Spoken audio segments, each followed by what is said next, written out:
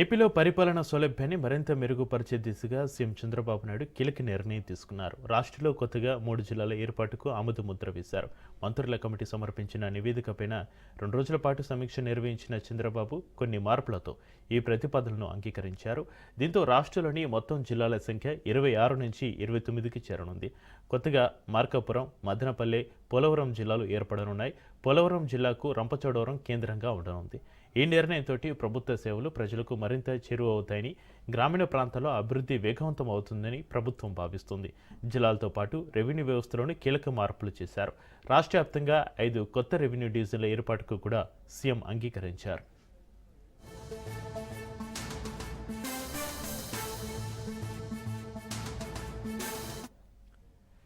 కర్నూలు జిల్లాలోని ఆధుని మండలాన్ని విభజించి పెద్ద హరివనాన్ని నూతన మండలంగా ఏర్పాటు చేసేందుకు కూడా అనుమతి తెలిపారు.